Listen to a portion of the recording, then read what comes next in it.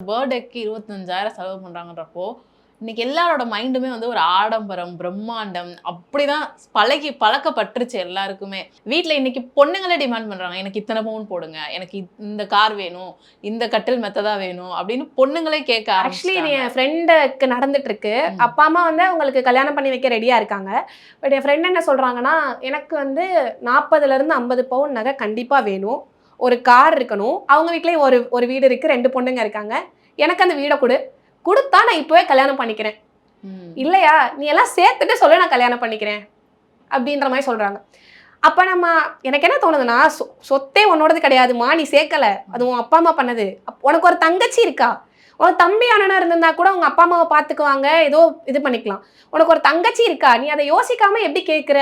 அப்படின்றது எனக்கே ஏன் இப்படி இருக்காங்க? அது நம்ம வீட்டு காசு அப்படின்றத யோசிக்காம எப்படிடா புடுங்கிட்டு போயிடலாம் அப்படின்ற மாதிரி யோசிக்கிறாங்களோ அப்படின்ற மாதிரி தோணுது.